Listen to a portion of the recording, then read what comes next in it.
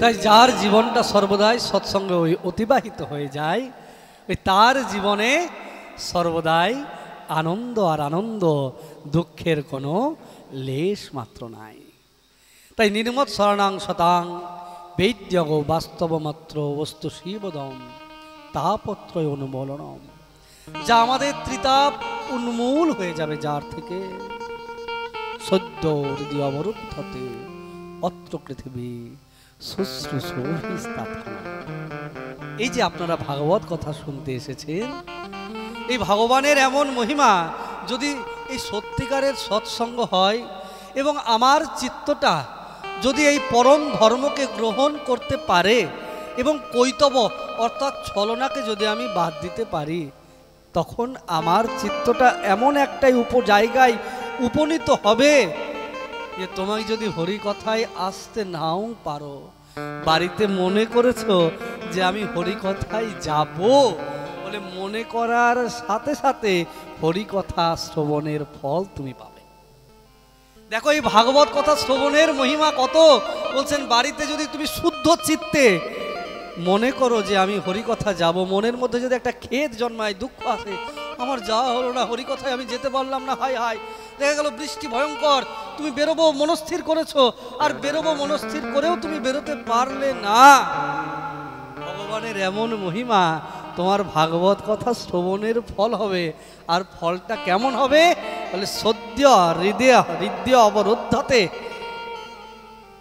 বাধা পড়ে যাবে, অবরুদ্ধ হয়ে যাবে। কে? ভগবান। কোথায়? তোমার হৃদয়ে। শব্দের ব্যঞ্জনা দেখো, শব্দ চয়নের উৎকর্ষতা দেখো, কত চিন্তাধারা করেছেন আমাদের কত বড় বিজ্ঞানী ছিলেন বেদব্যাস, লিখেছেন বাধা পড়ে যাবেন। বাধা পড়া মানে আর বেরোনো যাবে না। কেমন বেরোনো যাবে না? তোমাকে কোথাও আটকে রেখে দেওয়া আর তুমি নিজের ইচ্ছায় আসা, দুটোর মধ্যে পার্থক্য আছে। তুমি এসেছো, এখন আমরা এত লোক বসে আছি, কেউ কাজ থাকতে পারে, বাড়িতে উঠে চলে যেতে পারে, পারে কি না? যেতেই পারে। কিন্তু এমন একটা জায়গায় গেছি, দেখা গেল সেখানে সমস্ত দরজা বন্ধ করা আছে, বেরোনোর কোনো রাস্তা নাই। তখন যদি আমি মনে করব বেরিয়ে যাব, আমি কি যেতে পারবো? পারবো না, কারণ সব বন্ধ হয়ে গেছে। সেটাকে বেঁধে ফেলা হয়ে যায়, আটকে ফেলা হয়ে যায়, আর বেরোনোর কোনো রাস্তা থাকে না। তা ঠিক সেই রকম শুদ্ধ চিত্তে যদি কেউ ভগবত কথামৃত আস্বাদন করব এই চিন্তা ভাবনা করে, ওই তখনই তার হৃদয়ে ভগবান বাধা পড়ে যায়। বলে বাধা পড়ে যায় কেন বললেন? বলে ভগবান আসবেন বললেই তো পারতো, ভগবান বসবেন বললেই তো পারতো। বলে আসলে চলে যাওয়ার অপেক্ষা থাকে, বসলে উঠে যাওয়ার অপেক্ষা থাকে। বলে বাধা পড়ে গেলে আর যাওয়ার কোনো রাস্তা থাকে না, আর যাওয়ার কোনো রাস্তা নাই। ভগবান আটকে যায় হৃদয়ে। ওই পদ্মের মধু খাওয়ার জন্য ভ্রমর পদ্মের ভিতরে ডুব দেয়, আর ডুব দিয়ে ওই মধু খেতে থাকে। আর মধু খেতে খেতে খেতে খেতে এমন একটা মত্ততা আসে মধুর স্বাদে, মধুর ঘোরে, আর সেখান থেকে বেরোতে পারে না। সেখানেই ডুব দিয়ে মধু পান করতে থাকে। আর যখন মধু পান করতে করতে আস্তে আস্তে পদ্মের পাপড়িগুলো বন্ধ হয়ে যায়, সে সেখানেই থেকে যায়, আর যেতে পারে না। ঠিক সেই রকম আমাদের মধ্যে একটা মধু আছে। মধুটা কি? বলে ভক্তি মধু। কোথায় থাকে? ভক্তের হৃদয়ে।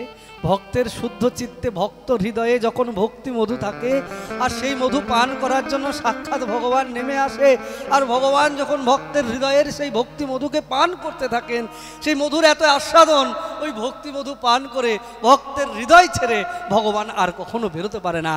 তাই গোবিন্দ কহেন মম বৈষ্ণব পরাণ, বৈষ্ণব হৃদয়ে সদা গোবিন্দ বিশ্রাম।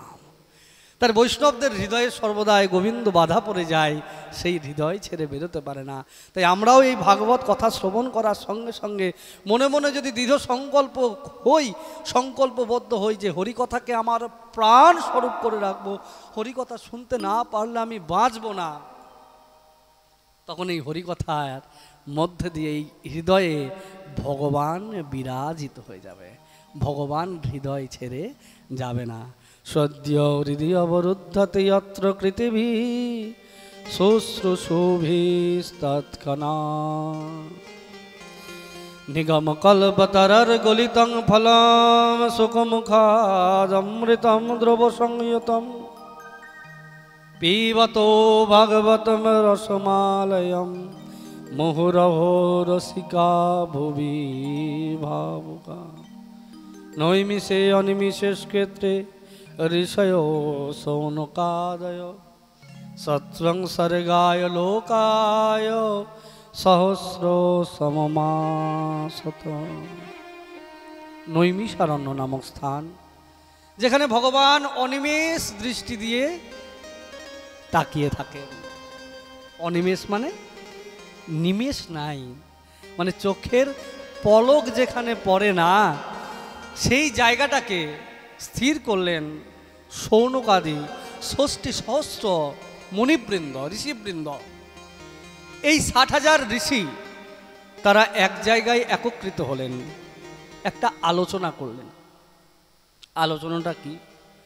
ভয়ঙ্কর কলির প্রভাবে, এই ভয়ঙ্কর যুগের প্রভাবে মানুষের বড় কষ্ট, মানুষ সঠিকভাবে ধর্ম পালন করতে পারছে না, মানুষের চিন্তাধারা কলুষতায় পর্যবাসিত হয়ে গেছে। তার ফলে জগতের জীব দুঃখের মধ্যে দিয়ে দিন যাপন করছে। এদের এত দুঃখ, আর সাধুদের হৃদয়টা নির্মল চিত্ত, শান্ত। তা তারা সবসময় চিন্তা করেন যে জগতের জীবের কি করে কল্যাণ সাধন হবে, জগতের জীবের কি করে মঙ্গল হবে।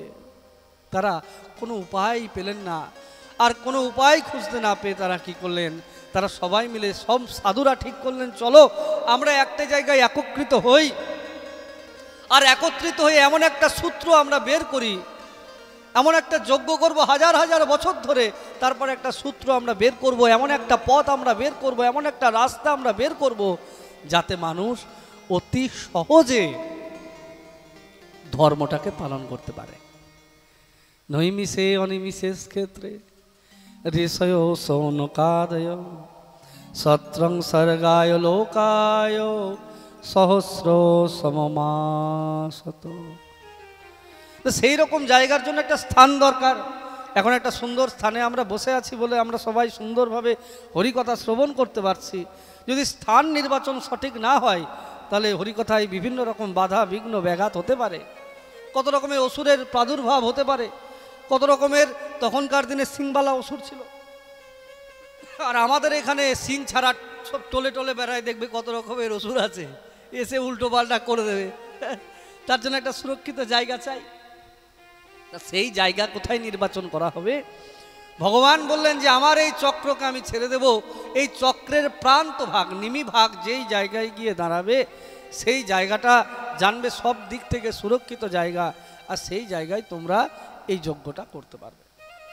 তখন সেই ভগবানের পদাঙ্ক অনুসরণ করে সেই নৈমিষারণ্য নামক স্থান, যেখানে ভগবান অনিমেষ দৃষ্টিতে চেয়ে আছেন, সেই জায়গাটাকে তারা নির্বাচন করলেন।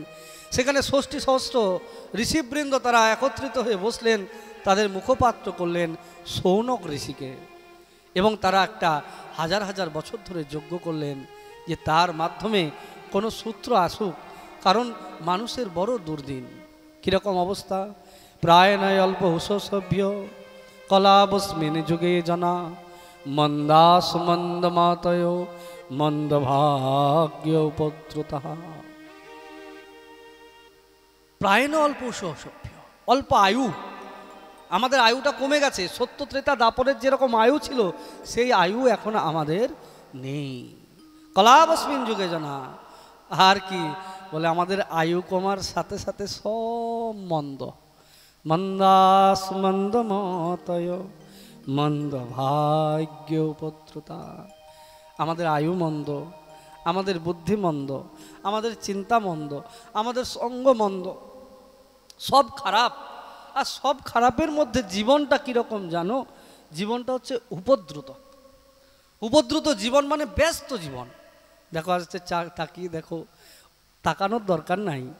যারা এখানে বসে আছো তারাই নিজে নিজে চিন্তা করো, বা যারা মোবাইলে দেখছো বা টিভিতে দেখছো, তোমরা সবাই মনে মনে ভাবো যে আমাদের জীবনটা সত্যিই আমরা কি স্থিরভাবে বসতে পারি কোথাও?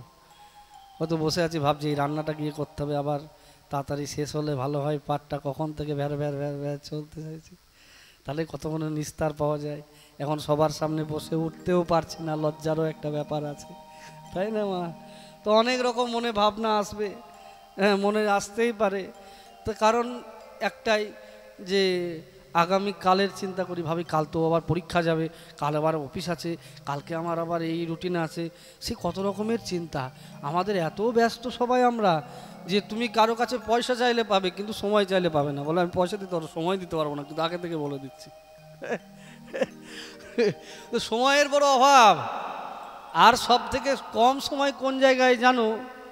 আমি আজকেই বলছিলাম ওর 2 সন্তানকে যে আমরা সব জায়গায় সময় পাই, কিন্তু ভগবানের বেলায় সময় পাই না। তখন মনে হয় কি এটা কম করে, ভগবানের সময়টা যদি আরও কম করা যায় মানে আরও ভালো। ভগবান 24 ঘন্টা সময় দিয়েছে। মা আনন্দময়ী বলেছেন যে বাবা শোনো, এই সংসার ভগবানের ভজন করতে গেলে যে সংসার ছেড়ে চলে যেতে হবে তা না, ভাগবতেও বলা আছে তাবৎ কর্মাণি করবিত ন নির্বিদ্যে তো যাবতা মত কথা শ্রবণাদৌ বা শ্রদ্ধা ইয়াবত না জায়তে। সেই কাল পর্যন্ত তুমি সংসারে থাকবে, গৃহের সমস্ত কর্তব্য কর্ম করবে, যতদিন পর্যন্ত না তার প্রতি তোমার নিষ্কাম একটা ভাব হৃদয়ে জাগরিত হচ্ছে, যখন থেকে তোমার চাহিদা নির্বাপিত না হচ্ছে, যখন ভগবানের প্রতি একান্ত ঐকান্তিক শ্রদ্ধা না জন্মাচ্ছে, ততদিন পর্যন্ত তুমি সংসারে থাকো এবং থেকে সেইগুলোকে দমন করো। দমন করার তুমি ভগবানের নাম নিয়ে তুমি বেরিয়ে চলো, তার আগে পর্যন্ত থাকো। কিন্তু শ্রদ্ধাটাকে আনতে হবে, তো তার জন্য কিছু তো করতে হবে তোমাকে। আর আমরা ভাবি কিছুই করবো না যেন ভগবানকে পেয়ে যাই, তাই হয়? হ্যাঁ, কিছুই করবে না তা কি করে হবে? আর যাও বা কিছু করে, এই যে এত প্ল্যান করছি, এই করতে হবে, সেই করতে হবে, ওইটা করতে হবে, সেটা করতে হবে, ভগবানের জন্য কি প্ল্যান? যে আজকে কালকে, আজকে জবটা কম হয়েছে কাল জব বেশি করে করব, এরকম প্ল্যান খুব কম জনেই আমরা করি। বৃন্দাবনের যারা সাধু তারা সব সময় ভাবেন যে সময়টা তারা কম, 24 ঘন্টা সময়েও ভজন করে কুল পায় না। তারা মনে ভাবে আর একটু যদি সময় পেতাম ভজন করতে পারতাম, দিনটা যদি আর 1 ঘন্টা বেশি হতো তাহলে বুঝি ভালো হতো। আর 1 ঘন্টা আমি গোবিন্দ নাম উচ্চারণ করতে পারতাম, আর 1 ঘন্টা আমি রাধারানীর নাম উচ্চারণ করতে পারতাম। আমার মতো পাপী তো সবাই নয় মা। আর আমরা চিন্তা করি সব কিছু করার পর যদি বা 1 ঘন্টা সময় আমি বের করি, 1 ঘন্টা করি না, আধ ঘন্টা যদিও বা করি, তাও মনে হয় আরেকটু কম করলে মনে হয় বেশি ভালো হয়। 10 মিনিট যদি করি মনে হয় আরেকটু কম করলে মনে হয় বেশি ভালো হয়। মা আনন্দময়ী বলেছেন, স্বামী বিবেকানন্দ বলেছেন অন্তত প্রত্যেকটা মানুষকে 3 ঘন্টা সময় বসা দরকার। মা বলেছেন আরো কমিয়ে 1 ঘন্টা অন্তত বসা দরকার। আর যেটুকু সময় তার জন্য বসবে মা বলে, সেই সময় তুমি আর অন্য কাউকে এনো না ওর মধ্যে, সেই সময়টা শুধু ভগবানকেই দেখো। আর আমরা অতটুকু সময় ভগবানকে দিই, তার মধ্যে আবার কতজনকে ঢোকায়, আবার মাঝখানে প্রক্সি, 1 লাইনের ভিতরে আরো 5টাকে ঢুকি না, লাইন বড় হয়ে যাচ্ছে। তো যত আমাদের কম্প্রোমাইজ ওই সব ভগবানের সঙ্গে, নিজের বেলায় টাকা রোজগার করার বেলায়, ভালো খাবার বেলায়, ভালো পড়ার বেলায় যে এবার পুজোতে শাড়ি নেব না তা বলবো না, এবারে আগে একটা একটা করে তো বারবারই নিচ্ছে, এবার 3টে চাই, সপ্তমী অষ্টমী নবমী দশমী সব আলাদা আলাদা চাই। কিন্তু ভজনের জন্য সকালবেলায় বিকালবেলায় দুপুরবেলায় বলে বারবার আমি বসতে চাই, বলে এটা তো কখনো বলি না। এই যখন ওটাই তুমি মনে মনে ভাবতে পারবে, জানবে গুরুদেবের কৃপা তোমার উপর এসে গেছে, জানবে ভাগবতের কৃপা তোমার মধ্যে এসে গেছে। যখন তোমার অন্য জিনিস ভালো লাগবে না, ভগবানের জন্য সময় তুমি পাবে। তার জন্য আমাদের চিন্তাধারাটা করতে হবে। আর এখানেই আমরা সব থেকে সময় কমিয়ে দিই ভগবানের জন্য। কি করে ভগবানের সময়টা কমানো যায়? এমনিতেই আয়ু আমাদের অল্প, তার মধ্যে বুদ্ধিটাও অল্প, আর উপদ্রুত জীবন, ব্যস্ত জীবন। এত ব্যস্ত আমি বলে খাওয়া বাদ দিয়ে দিয়েছো নাকি? 3 দিন মনে হচ্ছে খাওনি তুমি, খুব ব্যস্ত করে, খুব ব্যস্ত ছিলাম তো। বলে খাওনি? বলে না খেয়েছি, না খেলে চলবো কি করে? বলে দেখি ব্রাশ না করে চলে এসছো নাকি? না ব্রাশ তো না করে কি হয়? বলে বাথরুমে গেছো, ফ্রেশও হয়েছো? বলে হ্যাঁ, সেগুলো যা করতে হয় সব করেছি। বলে ও মা, তুমি দেখি জামা প্যান্ট পরে চলে এসছো? বলে দেখি আমি কি পাগল নাকি যে জামা প্যান্ট না পরে চলে আসবো? তাহলে এগুলো কি কালকেরটাই পরে এসছো? এই কালকেরটা। আমরা একটু পরিষ্কার পরিচ্ছন্ন থাকতে ভালোবাসি, জানো না? আপনি এখন সভ্য সমাজে বাস করতে হয়, সে আগেকার দিন আছে নাকি? সকালেরটা বিকেলে পরা যায় না। বলে কি করে করলে তুমি? এটাও তুমি পাল্টানোর সময় পেয়েছো? হ্যাঁ। বলে এটাও পাল্টানোর সময় পেয়েছো? জপ হয়েছে? আজ তো সময় হয়ে ওঠেনি, একটু তাড়াহুড়ো ছিল তো, একটু ব্যস্ত ছিলাম, ওই জন্য হয়নি। তাহলে দেখো 3 বার জামা কাপড় বদলানো হয়ে গেল, হ্যাঁ, আর জপ বাদ চলে গেল। কখন বাদ চলে গেল আমি নিজেও বুঝতে পারলাম না। উপদ্রুত জীবন, প্রায় নয় অল্প সভ্য কলাবস্মিন যুগে জানা মন্দা সুমন্দ মতয় মন্দ ভাগ্য উপদ্রুত। এই জীবন আমাদের উপদ্রুত জীবন, শুধু দৌড়াও দৌড়াও দৌড়াও, পেলা কি? দৌড়াতে দৌড়াতেই মরে গেলা, যা শেষ। আরে দৌড়াবে, তাই সাধুগণ বলছেন, আরে আরে শোনো জগতের জীব, তোমাদের জন্য এই ভাগবত শাস্ত্র তোমাদের রাস্তা বলে দিচ্ছেন। ঋষিগণ তারা চিন্তা করছেন তোমাদের জন্য, তাহলে ঋষিদের কত করুণা, তারা তো তাদের ধ্যান নিয়ে থাকতে পারতেন। তারা ভাবছেন মানুষের এত ব্যস্ত জীবন, তার মধ্যেও মানুষ কি করে হরিভজন করতে পারবে, তার সহজ উপায় কি, তার সহজ পন্থা কি, সেই নিয়ে তারা গবেষণা করছেন, সেই নিয়ে আলোচনা করছেন। তাহলে আমাদের ঋষিগণ, আমাদের সাধুগণ, আমাদের মুনিগণ, তারা আমাদের জন্য কত চিন্তা করছেন। তারা বাড়িঘর ত্যাগ করে, আত্মীয় স্বজনকে পরিত্যাগ করে, বনের মধ্যে জীবন যাপন করে, কোনো রকম দিন আনে দিন খায়, এইভাবে দিন নির্বাপিত করার পরেও তারা চিন্তা করছে জগৎ জীবের কি করে মঙ্গল হবে, মানুষের কি করে কল্যাণ হবে, মানুষের কি করে ভালো হবে। এটাই ভাগবতের মূল প্রশ্ন। তত্র তত্রাঞ্জসায়ুষ্মান ভবতায়ত বিনিশ্চিতম পুংসামেকান্তত শ্রেয় স্তন্হ সংসিতুমর্হসি। এই ভাগবতের শ্রেষ্ঠ প্রশ্ন কি, যার মূল কথা হচ্ছে জীবের কল্যাণ কি করে হয়। তার উত্তরে গোস্বামীপাদগণ বললেন যে দেখো, ভগবানের কাছে গিয়ে ভগবানের চরণে শরণাপন্ন হয়ে তাকে যদি আমার জীবনের এতটুকু সময় আমি উৎসর্গ করতে পারি, যে সময়টুকু তাকে উৎসর্গ করব তার মধ্যে যেন আমার অন্য কোনো চিন্তা থাকে না, একমাত্র শুধু তার কথাই চিন্তা করি। কারণ হৃদয়ে যখন তার প্রতি প্রেম ভাব জাগরিত হবে, তখন আর জগতের অন্য কোনো কিছু ভালো লাগবে না, অন্য কোনো চাহিদা থাকবে না, তখন শুধু তার কথাই চিন্তা হবে, তার চিন্তা করেই সময় কাটবে, আর কিছু চাইবে না। তাই একমাত্র তাকেই চাও, তার কথাই চিন্তা করো, তার কথাই ভাবো, তার ধ্যান করো, তার জপ করো, তার গুণকীর্তন করো। ভগবানের সঙ্গে এবং ভগবানের ভক্তের সঙ্গে তুমি যদি সম্পর্ক স্থাপন করতে পারো, তাহলেই তুমি সেই আনন্দ সুখ সিন্ধুতে ডুব দিতে পারবে। নাহলে তুমি দুঃখের সাগরে তুমি দুঃখ ভোগ করতে থাকবে, সেখানে আনন্দের বিন্দুমাত্র লেশ পাবে না। তবেই তোমার কল্যাণ হবে, না হলে কল্যাণ হবে না। তারপরেই তখন প্রশ্ন করছেন, ভূরিণী ভূরি কর্মাণি শ্রোতব্যানি বিভাগস অত সাধয়ত্র যৎসারং সমৃদ্ধিত্ব মনীষয়া ব্রহীন শ্রদ্ধ ধানানং জনাতমা সম্প্রসীদতি। সেই সৌনকাদি ৬০ সহস্র ঋষিবৃন্দ মুনিবৃন্দ তারা সুত গোস্বামীর চরণ প্রান্তে উপনীত হয়ে এই ভাগবতের রসকথা আস্বাদন করছে। তারা বললেন, হে সুত গোস্বামী চরণ, হে মুনি, আপনি পরম জ্ঞানী, আপনি কৃপা করে বলুন, আমাদের অনেক ভগবান, অনেক দেবতা, অনেক মত, অনেক পথ, কিন্তু নিশ্চিত কোনো সাধন বলা হয়নি, নিশ্চিত কোনো রাস্তা বলা হয়নি। তাই আপনি কৃপা করে সকল তত্ত্বের সার তত্ত্ব, যা করলে জীব সহজেই সেই ভগবত কৃপা লাভ করতে পারে, আপনি সেই উপদেশ, আপনি পরম জ্ঞানী, আমাদেরকে সেই পথ দেখান। এই প্রশ্ন শুনে সুত গোস্বামী খুব খুশি হলেন এবং খুশি হয়ে বললেন, শুনুন তাহলে আপনাদেরকে বলি, জানবেন একটা গাছে অনেক পাতা, অনেক ফুল, অনেক ফল থাকে, কিন্তু জানবেন মূল কিন্তু একটাই। তাই এই যেমন আপনি মনে করছেন যে আমাদের অনেক দেব দেবী এনা তেনা অনেক ভাগ আছে, জানবেন কোনো ভাগ নাই, সবই এক বৃক্ষের বিভিন্ন অংশ মাত্র। আর সেই বৃক্ষের মূলটা কি? বলে বৃক্ষের মূল হচ্ছে একমাত্র গোবিন্দ। তাই সেই গোবিন্দ চরণে ধ্যান করা উচিত, তার চরণে স্মরণ করা উচিত। আর তার চরণে যদি ধ্যান না হয়, তার চরণে যদি স্মরণ নেওয়া হয়, তাহলেই তোমার সমস্ত কৃপা লাভ হয়ে যাবে, আর কোনো কৃপা পেতে বাকি থাকবে না। এতে চাংশ কলাপুরুষ কৃষ্ণস্তু ভগবান স্বয়ং। তাই সেই গাছের বৃক্ষের মূল যে ভগবান নারায়ণ, তার তুমি শরণাপন্ন হও।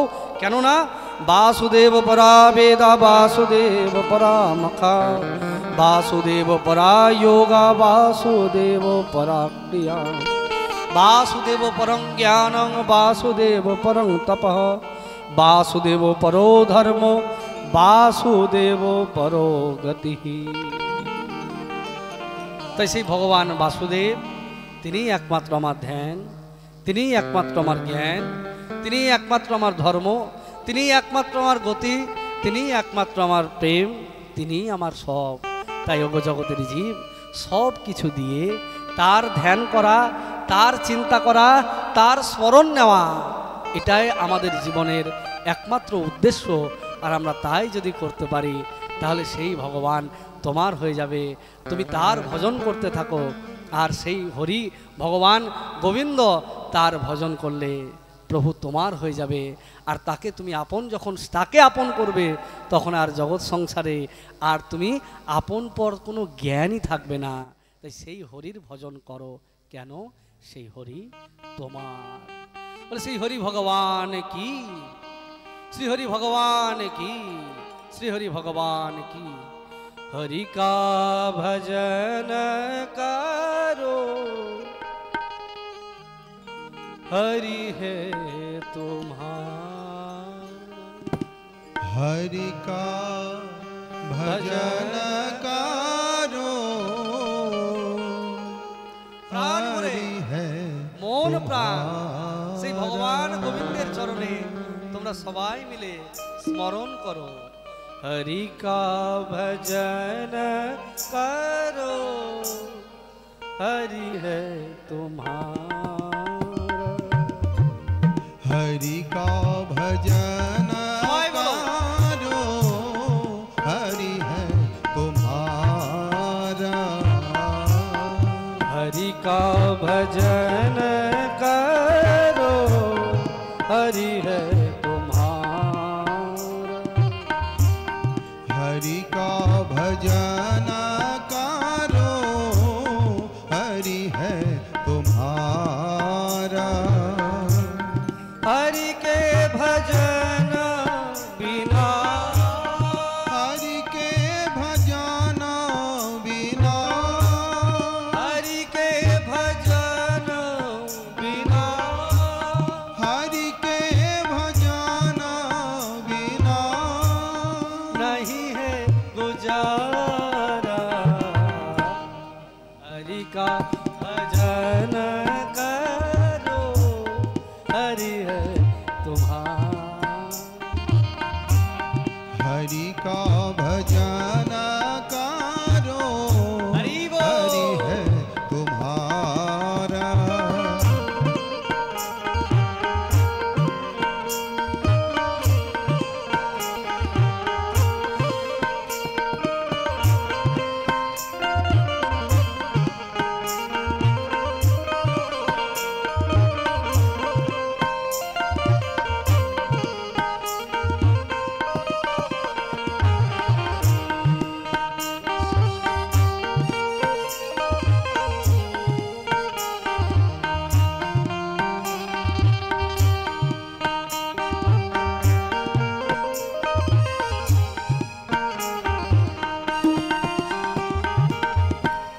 हरि नाम से तेरा काम बनेगा, हरि नाम से तेरा काम बनेगा। हरि नाम ही तेरा साथ चलेगा। हरि नाम ही तेरे साथ चलेगा। हरि नाम लेने वाला, हरि नाम लेने वाला, हरि नाम लेने वाला, हरि नाम लेने वाला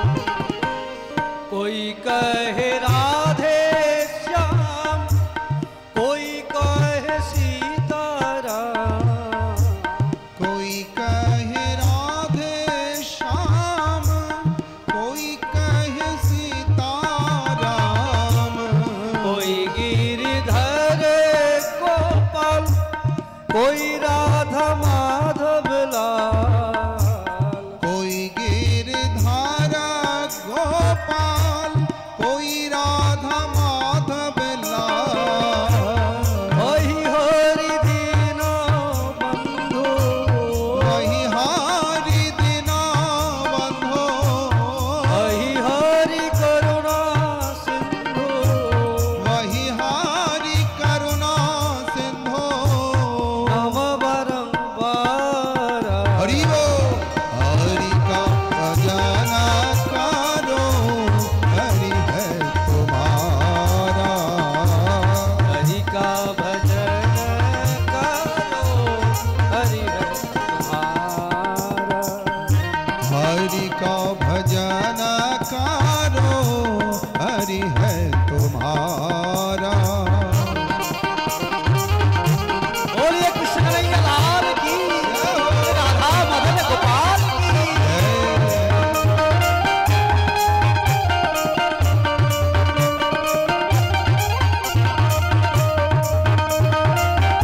हरि बोल।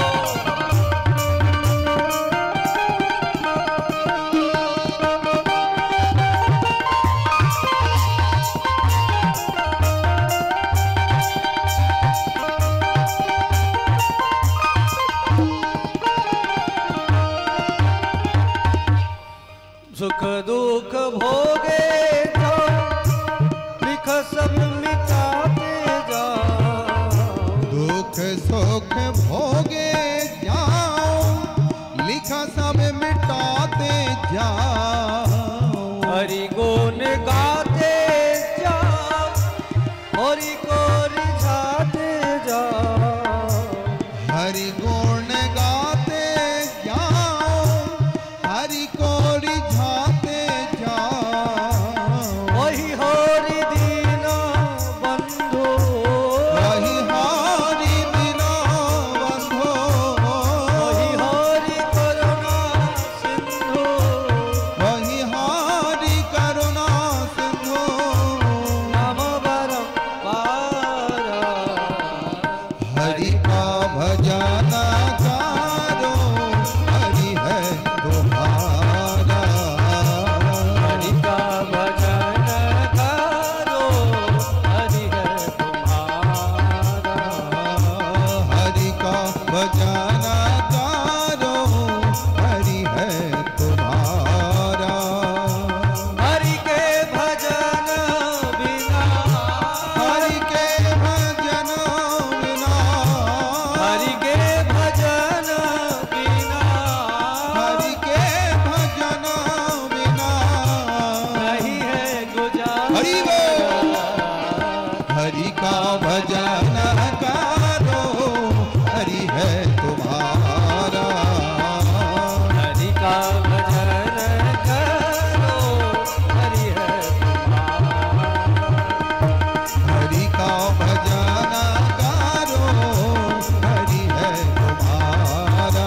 जय जय राधा रमन, जय जय हरि राधा बोल। रमन, जय जय राधा रमण, जय जय राधा रमण, जय जय राधा रमन, जय जय राधा रमन, जय जय राधा रमण, जय जय राधा रमण, जय जय राधा रमन, जय जय राधा रमन, जय जय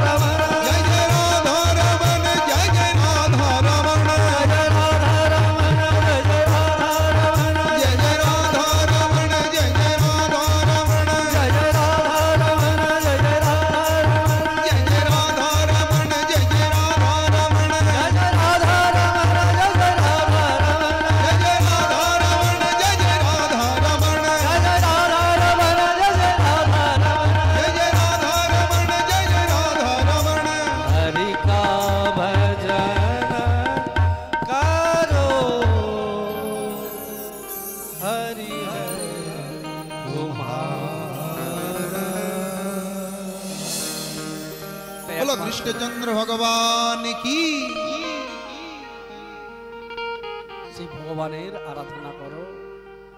বাসুদেব পরাবেদা, সেই বাসুদেবকে জীবনের সার করে নাও, তিনি আমাদেরকে রক্ষা করবেন। পরবর্তী অধ্যায়ে ভগবানের বিভিন্ন অবতারের কথা পরপর পরপর পরপর সব বলা হলেন। তারপরে আমাদের কাছে ভাগবত কিভাবে আমরা পেলাম সেই কথা গোস্বামীপাদ বলেছেন। আমরা সরাসরি ভাগবত শ্রবণ করছি সুত গোস্বামীর শ্রীমুখে, আর সুত গোস্বামী সেই কথা শ্রবণ করেছিলেন শুকদেব গোস্বামী চরণের কাছ থেকে। কিভাবে শুকদেব গোস্বামী চরণের কাছ থেকে শুনলেন? মহর্ষি কৃষ্ণদ্বৈপায়ন বেদব্যাস এই জগতে ধর্মকে স্থাপন করার জন্য ভগবানের কৃপায় এ জগতে এলেন। শুধু কৃপাই বললে ভুল বলা হবে, তাকে তো ভগবানের কলা অবতারও বলা হয়। ভগবানের সাক্ষাৎ অবতার, আবেশ অবতার, কলা অবতার, সত্যাবেশ অবতার, বিভিন্ন ভাগ আছে।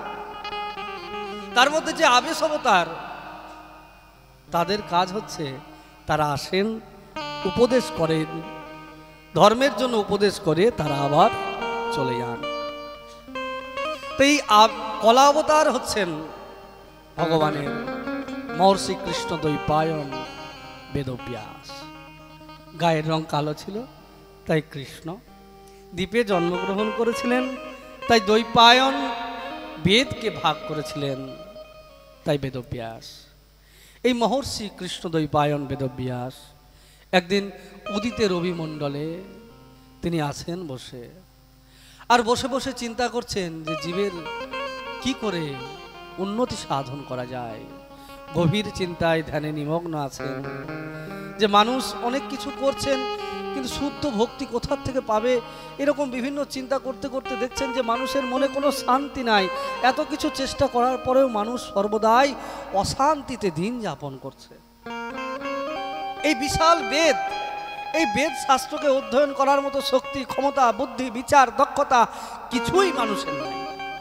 তাহলে কি হবে? এত বড় বেদ যদি পড়তে না পারে, তাহলে তারা শিক্ষা থেকে বঞ্চিত থাকবে। তার জন্য সর্বপ্রথম তিনি কি করলেন, যে এই বেদকে ভাগ করলেন, আর বেদকে ভাগ করে 4টে ভাগে ভাগ করলেন, ঋক, সাম, যজু, অথর্ব। 4 জনকে বেদের কর্তা করলেন। ঋগে বেদের দায়িত্ব দিলেন ঋষি পৈলকে, সামবেদের দায়িত্ব দিলেন ঋষি জৈমিনীকে, আর যজুর্বেদের দায়িত্ব দিলেন ঋষি বৈশম্পায়নকে, অথর্ব বেদের দায়িত্ব দিলেন ঋষি সুমন্তকে। আমাদের কথা দেখবেন অনেক আগে পরে, পরে আগে হচ্ছে, কিন্তু এখনো হয়নি, হবে পরবর্তীকালে দেখবেন। কিন্তু ঠিক সূত্র যদি আমাদের ঠিক থাকে, দেখবেন পরপর সব পরপর ঠিক মিলে যাচ্ছে। তাহলে আমরা কথা কার মুখে শ্রবণ করছি? সুত গোস্বামী চরণের মুখে।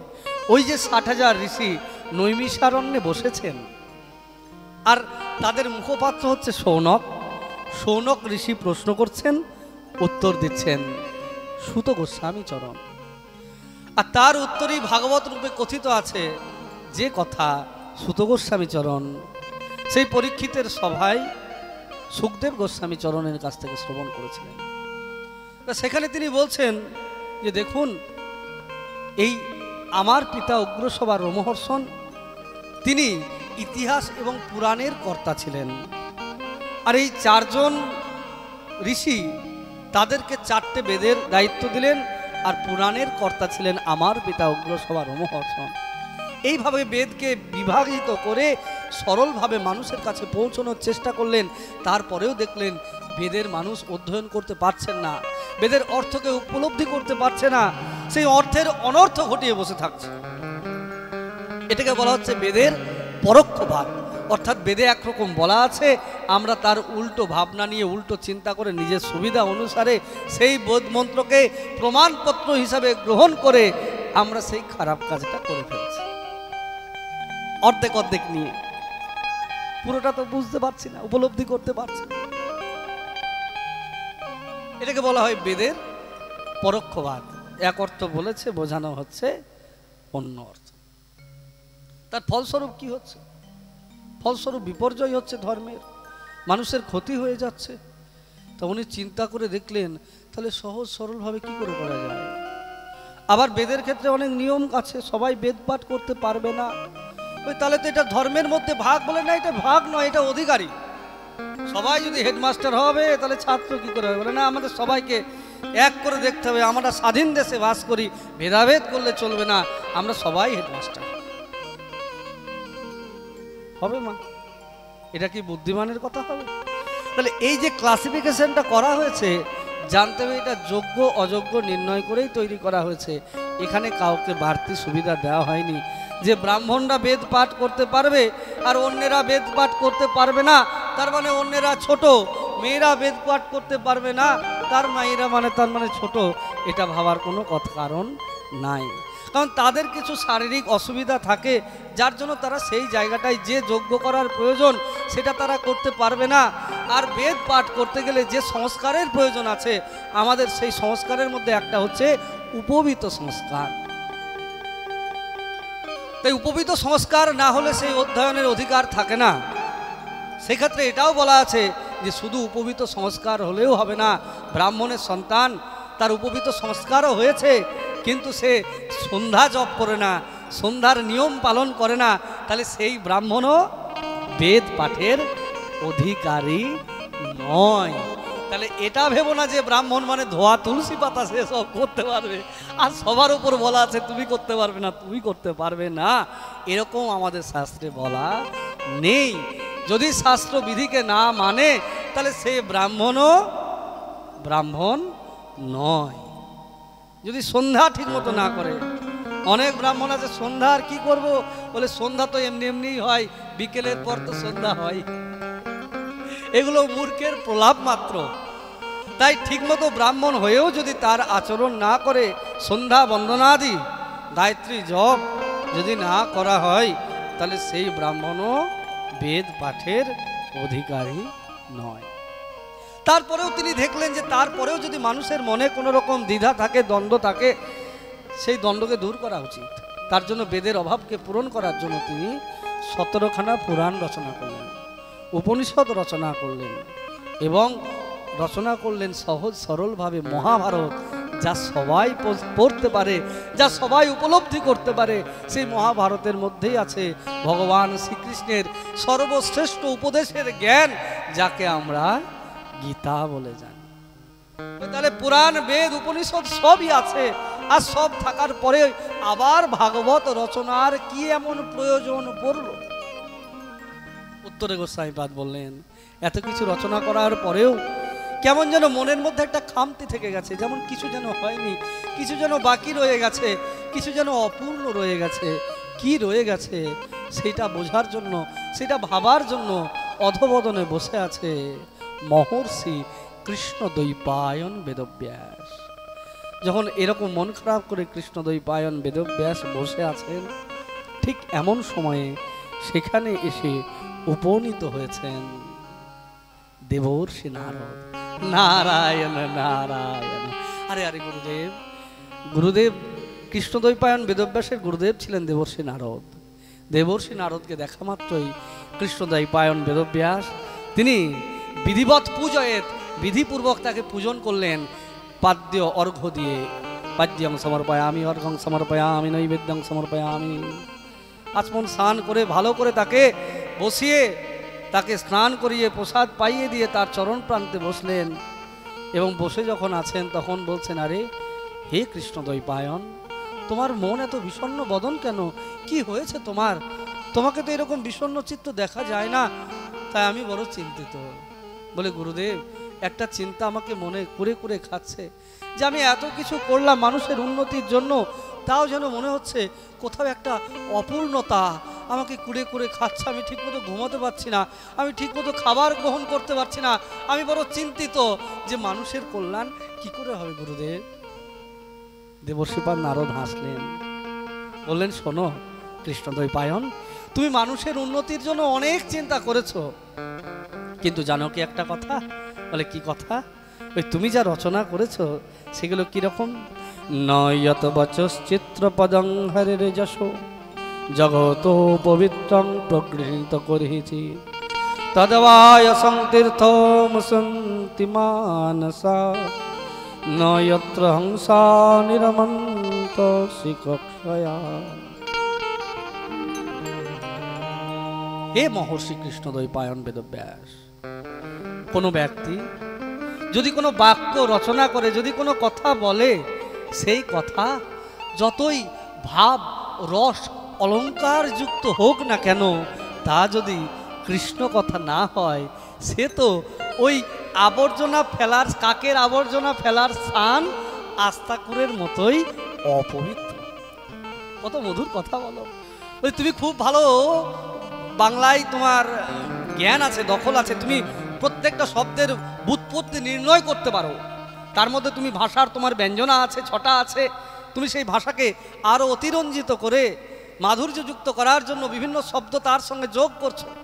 কিন্তু এত শব্দ চয়ন করছো, এত কিছু কথা বলছো, এত কঠিন কঠিন ভাষা, এত শব্দের জাদু তুমি ছড়াচ্ছ, কিন্তু তার মধ্যে কৃষ্ণ নাম নাই, কৃষ্ণ কথা নাই, হরি কথা নাই, বলে সেই কথার কোনো মূল্য নাই।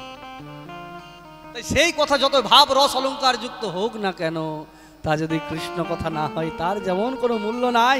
বলছে জানো কিরকম অবস্থাটা হয়েছে? বাতাহত নৌবারিশ পদম, এক ব্যক্তি খুব সুন্দর করে নৌকা সাজিয়েছে, সেই নৌকাকে ভালো করে রং করেছে, সুন্দর পাল দিয়েছে, সব কিছু সব দিয়েছে, আর দেওয়ার পর নৌকায় হাল দেয় নাই। তো হাল না দেওয়ার ফলে কি হবে? তাহলে নৌকা যখন নদীতে থাকবে, এদিক থেকে হাওয়া দেবে, এদিক কাত হবে, একবার ওদিক কাত হবে, বলে টলমল টলমল করবে, স্থিরভাবে যেতে পারে না। বলে ঠিক সেই রকম তুমি অনেক কিছু করেছো, কিন্তু মনটা একান্তভাবে গোবিন্দ চরণে শরণ নেবে, বলে এইরকম কোনো কথা তুমি এখনো নির্দিষ্ট করে রচনা করতে পারোনি বা রচনা করোনি। তার জন্য তোমার মনটা এখন এরকম টলমটল হয়ে আছে। যখন তুমি একমাত্র কৃষ্ণ আরাধনার জন্য শুদ্ধ ভক্তির কথা, কৃষ্ণ ভক্তির কথা, নিষ্কাম প্রেমের কথা, সেই সম্বলিত গ্রন্থ যদি তুমি রচনা করতে পারো, তুমি যদি সেই শ্রীমদ্ ভাগবতম রচনা করতে পারো, তাহলে তুমি শান্তি লাভ করতে পারো। যা একমাত্র কৃষ্ণ কথাই পরিপূর্ণ, মধুরাতি মধুর কথা। গুরুদেবের কাছে শ্রবণ করা মাত্রই হতাশ হয়ে গেলেন বেদব্যাস। আরে তোমার তো আনন্দ পাওয়ার কথা, আমার কথা শুনে তুমি হতাশ হলে কেন? বলেন আপনি যে নিষ্কাম প্রেমের কথা, নিষ্কাম ভক্তির কথা, যে শ্রীমদ্ ভাগবত মহাপুরাণ রচনার কথা আপনি বলছেন, আমার মতো একটা অযোগ্য ব্যক্তি কি সেই কথা রচনার সমর্থ হবে? কেন তুমি নিজেকে অযোগ্য ভাবছো কেন? বলে যখন আমার মনে হয় যে আমি ঋষি পরাশরের সন্তান, তখন গর্বে আমার হৃদয়টা উঁচু হয়ে ওঠে। কিন্তু যখন আমার মায়ের কথা মনে হয় যে আমি তো একটা দাসী পুত্র, আমি তো দাসী পুত্র, আর মায়ের কথা মনে হলেই আমার মাথাটা নিচু হয়ে যায় যে আমার দ্বারা দাসীর পেটে, দাসীর গর্ভে জন্মগ্রহণ করার পর আমার মতো নিজ ব্যক্তির পক্ষে এত বড় কাজ করা কি সম্ভব হবে? নারদ বেদব্যাসকে উদ্বুদ্ধ করার জন্য বললেন, বেদব্যাস তোমার তো তাও একটা আনন্দ করার জায়গা আছে, একটা গর্ব করার জায়গা আছে যে তোমার বাবা একজন মহান ঋষি। কিন্তু তোমাকে যদি আমি আমার জীবন বৃত্তান্ত বলি, এখন তুমি আমাকে দেখছো যে দেবর্ষিপার নারদ হয়ে আছে আমি, কিন্তু আমার লড়াইটাও কোনো অংশে কম নয়, কোনো অংশে কম নয়। এই বলে নারদ তার পূর্বজন্মের কথা বলতে লাগলেন মহামুনি বেদব্যাসকে। জানো পূর্বজন্মে আমারও এক দাসীর গর্ভেই জন্ম হয়েছে, নিজ কুলে আমার জন্ম। আমরা গ্রামে থাকতে পারতাম না, মাঠের মধ্যে আমাদের বাড়ি ছিল। তুমি তো বাবার পরিচয় জানো, আমার মায়ের কোনো একটা ভুলে আমার জন্ম হয়েছিল, যার জন্য আমি আমার বাবার পরিচয়টাও জানতাম না, পিতৃ পরিচয়হীন আমি।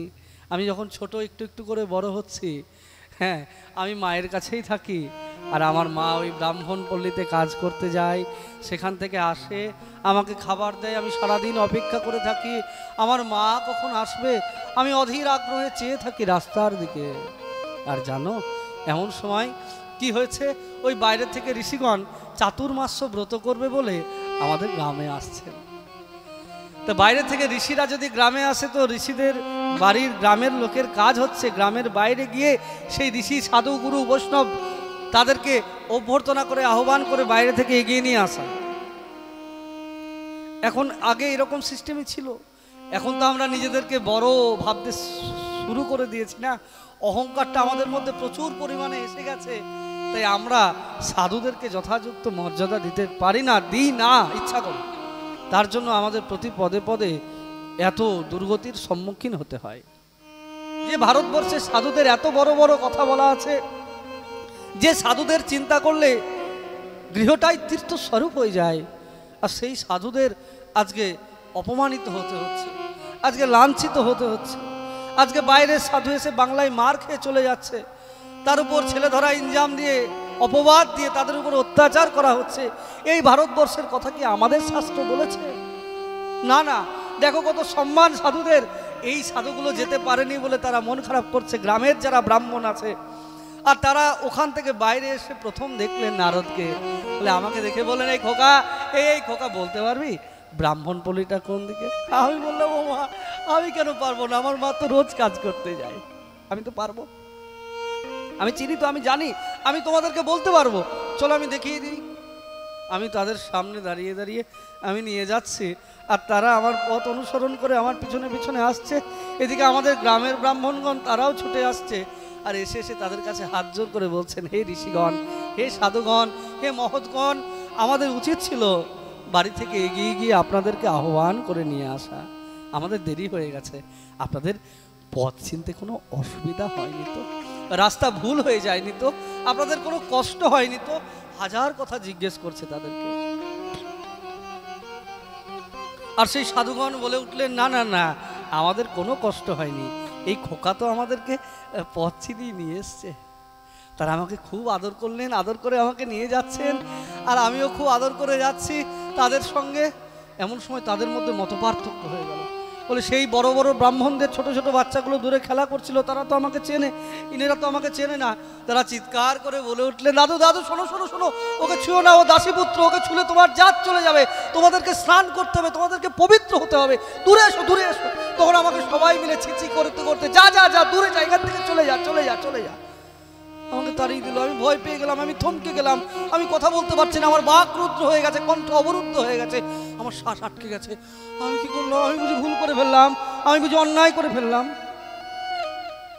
এমন সময় যারা এসেছিলেন তাদের মধ্যে যিনি শ্রেষ্ঠ ব্রাহ্মণ ছিলেন, মহাত্মা আমার মাথায় হাত বুলিয়ে দিয়ে বললেন, শোন, তোকে যে যা বলছে বলুক, আজ থেকে তুই আমার ভাই। আর চল, আমরা একটা ব্রত নিয়ে এসেছি, যাগযজ্ঞ পূজা অর্চন, আমাদের অনেক কিছু করতে হবে, আমরা তো সব পারবো না, তুই আমাদেরকে সহযোগিতা করতে পারবি। বলে, বারে, আমি কেন পারবো না, আমার তো এগুলো খুব ভালো লাগলো সাধুদের দেখতে, আমার ওদেরকে এত ভালো লাগলো।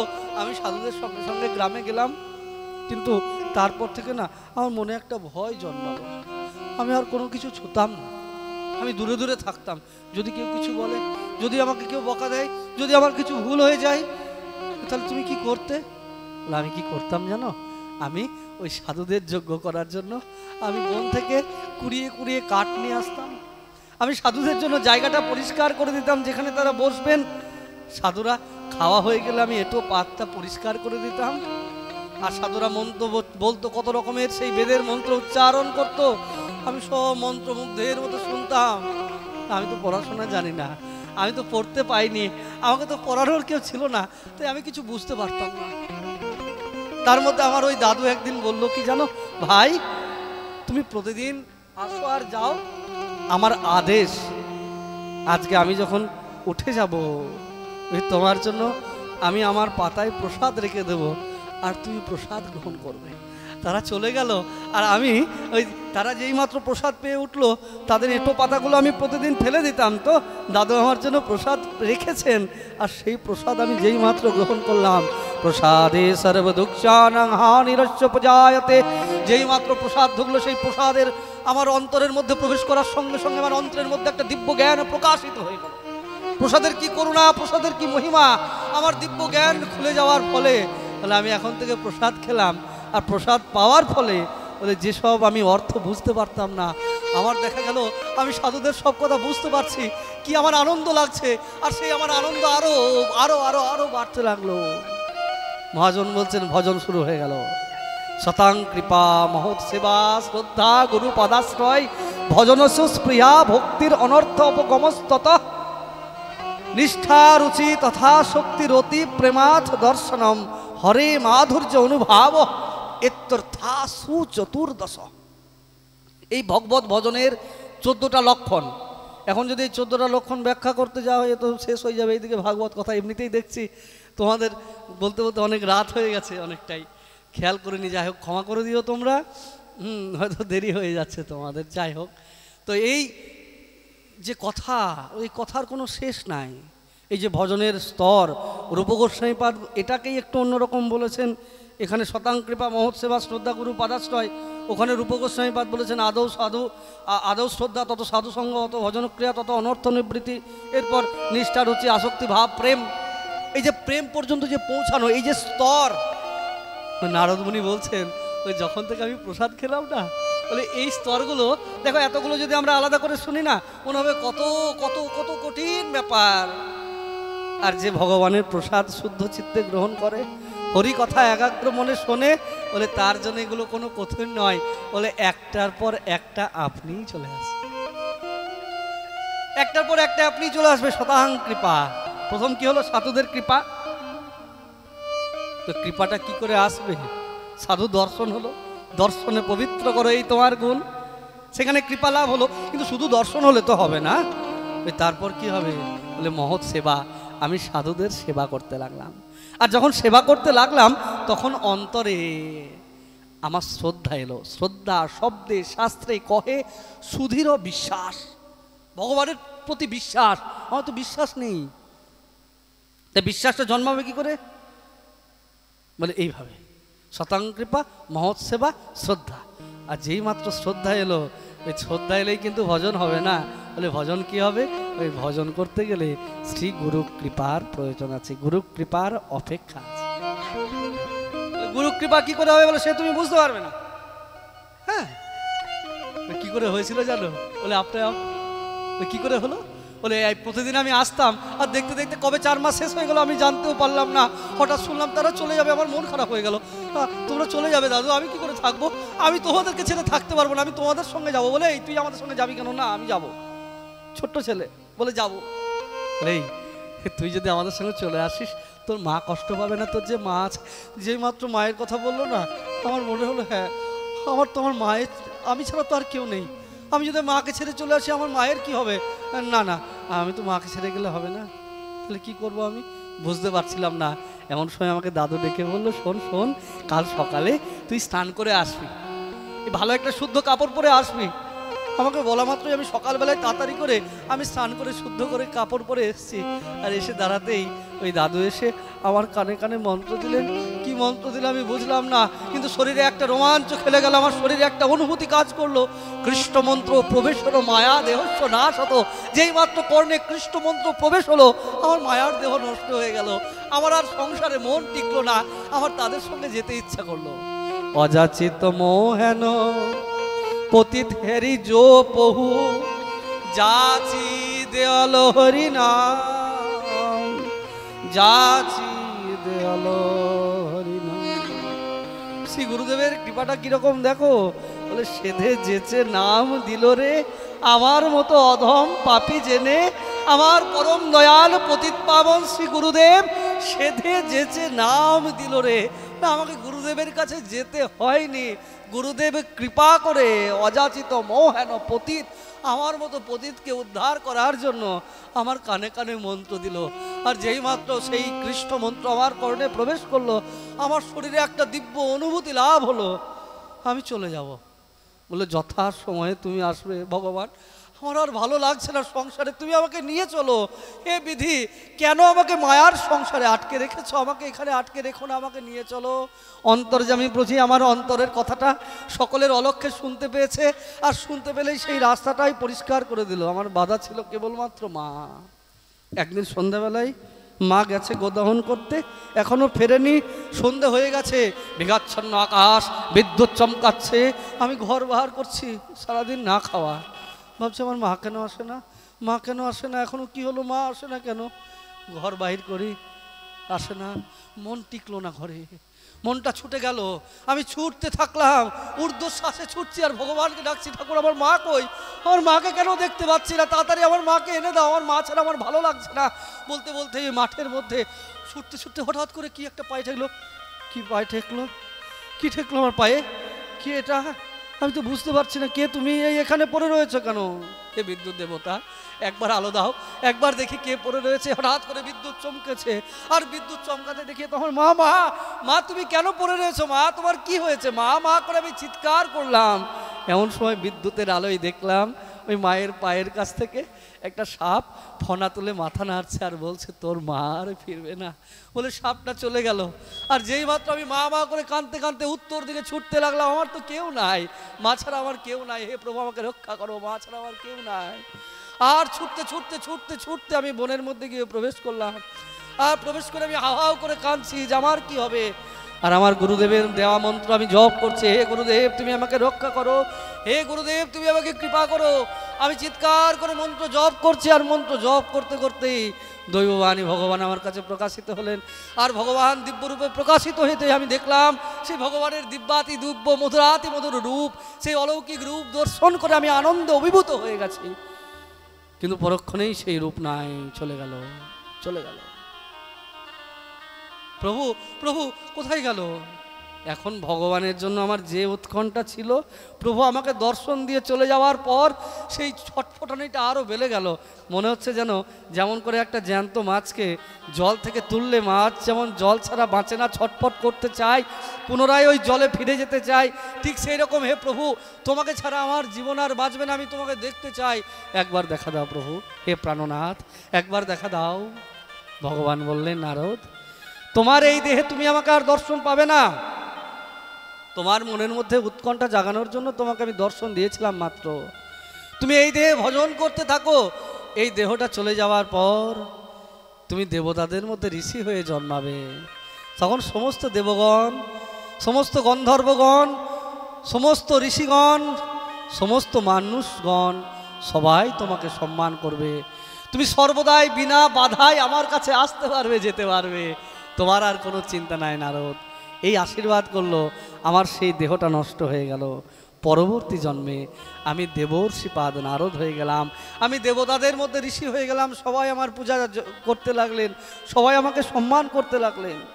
তা শোনো শোনো বেদব্যাস, আমি যদি দাসীপুত্র থেকে দেবর্ষি নারদ হতে পারি, তুমি ঋষি পরাশরের সন্তান হয়ে তুমি কেন ভাগবত লিখতে পারবে না? তুমি নিশ্চয়ই লিখতে পারবে। বেদব্যাসকে উপদেশ করলেন, আর গুরুদেবের কৃপায় বেদব্যাস সেই শক্তি লাভ করলেন, এবং সেই শক্তি লাভ করে তিনি লিখলেন শ্রীমদ্ ভাগবতম গ্রন্থ। আর শ্রীমদ্ ভাগবত রচনা করে তিনি কাকে বললেন? বলেন এই কথা যাকে তাকে তো বলা যাবে না, বলার মতো যোগ্য পাত্র চাই। বলে সেই যোগ্য পাত্রটা কে? বলে তার ছেলে সুখদেব গোস্বামী চরণ। জং প্রব্রজন্তমনুপেতমপেত কৃত্যং দৈপায়নো বিরহ কাতরয়া জুহাব পুত্রেতি তন্ময়তয়া তরভো বিদেদু তং সর্বভূত হৃদয়াং মুনিমানতস্মি। সেই সর্বভূত হৃদয় আত্মারামস্ত মুনয় নির্গন্থা পরুক্রমে কুরুবন্তী অহৈতুকিং ভক্তি তম্বুত গুণহরি। সেই তাকে যিনি কাম ক্রোধকে জয় করতে পেরেছেন, সেই কথা শোনানো হলো সুখদেব গোস্বামী চরণকে। তা সুখদেব গোস্বামী চরণ তিনি তো এক জায়গায় থাকে না, তিনি কেন শুনলেন? আর তিনি যদি বা জয়নিতাই তিনি শিখলেন কেন? আর তিনি বা যদি শিখলেন তাহলে তিনি কেন আবার এই কথা বললেন রাজা পরীক্ষিতের কাছে? আর রাজা পরীক্ষিতকে তিনি যে বললেন, সেই রাজা পরীক্ষিতই বা ভাগবত কথা কেন শুনলো? তিনি তো রাজা, তার তো ভাগবত কথা শুনো দরকার ছিল না। তিনি যদি বা বললেন, ইনি কেন শুনলেন? আর উনি যদি বা শুনলেন, তা ইনি কেন আবার ওকে বললেন? অনেক অনেক এরকম প্রশ্ন করলেন, আর সেই সমস্ত প্রশ্নের উত্তর আরও বিস্তারভাবে করলেন, অনেক সুন্দর সুন্দর কথা। তো সেই সমস্ত কথা আজ আর নয়, মহাপ্রভুর কৃপা হলে আগামীকাল আমরা আবার শ্রবণ করব, আরও বেশি বেশি করে শ্রবণ করব। আজকে হরিকথা এখানেই বিশ্রাম রাখি। নিতাই গৌর সীতানাথ প্রেমানন্দে হরি হরি বল। জয় জয় শ্রী রাধে, জয় জয় শ্রী রাধে, জয় জয় শ্রী রাধে শ্যাম। এখন ভাগবতের আরতি হবে, পাঠের কীর্তন, পাঠের কীর্তনের পর আরতি করে আপনারা সকলে প্রসাদ নিয়ে যাবেন। জয় শ্রী রাধে।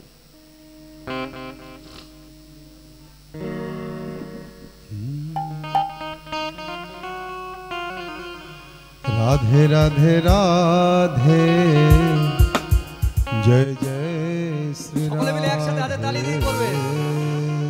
রাধে। রাধে রাধে রাধে জয় জয় শ্রী রাধে। রাধে রাধে রাধে জয় জয় শ্রী রাধে। রাধে রাধে রাধে জয় জয় শ্রী রাধে। রাধে রাধে রাধে জয় জয় শ্রী রাধে। রাধে রাধে রাধে জয় জয় শ্রী রাধে। জয় জয় শ্যাম সুন্দর মদন মোহন বৃন্দাবন চন্দ্র। শ্যাম সুন্দর মদন মোহন বৃন্দাবন চন্দ্র। জয় জয় রাধা রমন রস বিহারী শ্রী গোকুলানন্দ। রাধা রমন রস বিহারী শ্রী গোকুলানন্দ। জয় জয় রাধাকান্ত রাধা বিনোদ শ্রী রাধা গোবিন্দ। রাধাকান্ত রাধা বিনোদ শ্রী রাধে গোবিন্দ। জয় জয় রাসেশ্বরী বিনোদিনী রায় ভানুকুল চন্দ্র।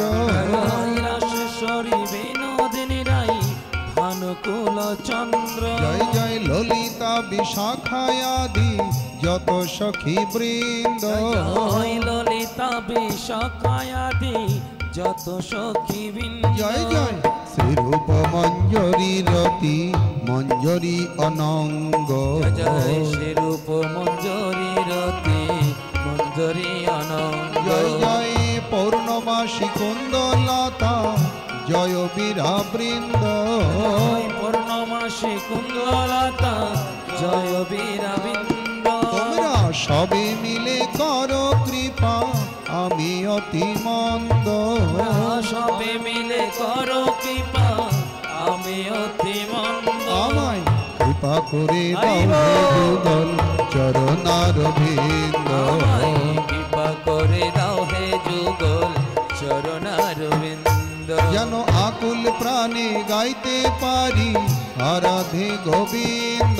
যেন আকুল প্রাণে গাইতে পারি আরাধে গোবিন্দ। যেন নয়ন জলে গাইতে পারি আরাধে গোবিন্দ। যেন নয়ন জলে গাইতে পারি আরাধে গোবিন্দ। যেন যাবার বেলায় বলতে পারি আরাধে গোবিন্দ।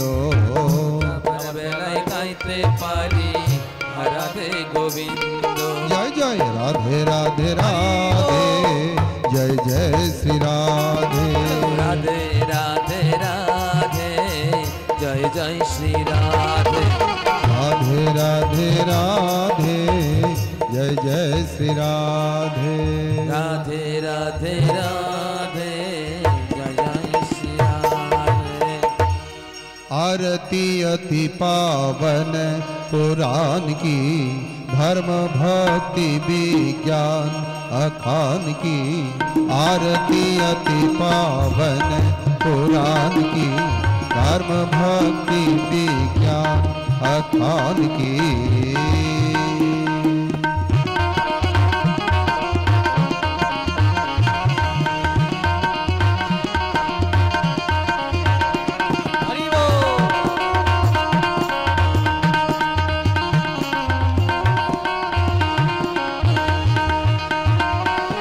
महापुराण भागवत निर्मल सुख मुख विगलित निगम कल्प फल।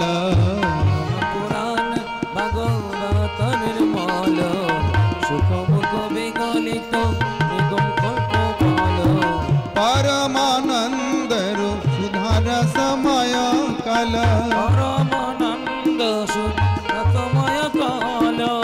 लीलरति रस रस निधान की। आरती अति पावन पुराण की। आरती अति पावन पुराण की। धर्म भक्ति विज्ञान अखान की।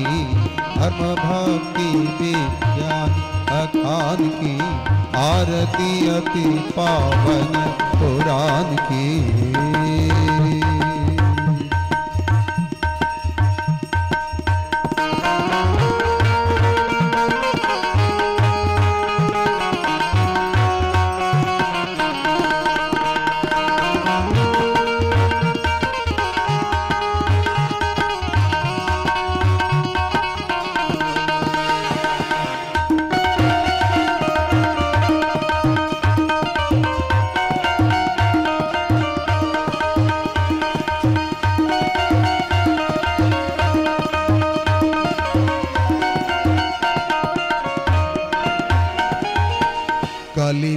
मथनी त्रिताप निवारिणी कलिमल मथनि त्रिपाप निवारणे कलिमल मथनी त्रिताप निवारिणी कलिमल मथनि त्रिपाप निवारिणे जन्म मृत्युमय भव भय हारिणी जन्म मृत्युमय भव भय हारिणे जन्म मृत्युमय भव भय हारिणी जन्म मृत्युमय भव भय हारिणे सेवक सतत सकल सुखकारिणी सेवक सतत सकल सुखकारिणी सुमहोषधि हरि चरित गान की आरती अति पावन पुराण की आरती अति पावन पुराण की धर्म भक्ति विज्ञान अखान की धर्म भक्ति विज्ञान अखान की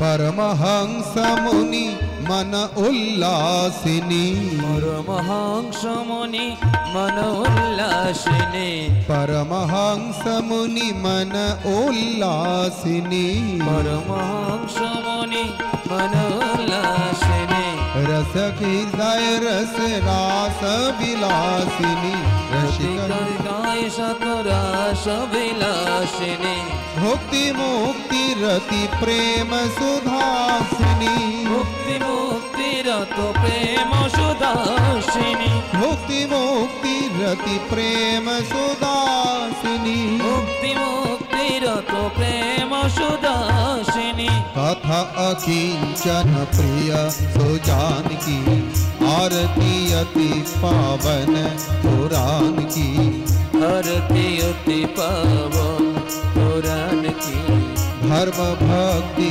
विज्ञान अखान की आरती अति पावन पुराण की धर्म भक्ति विज्ञान अखान की आरती अति पावन पुराण की धर्म भक्ति विज्ञान अखान की आरती अति पावन पुराण की धर्म भक्ति विज्ञान अकान की। बोलो श्रीमद् भागवत महा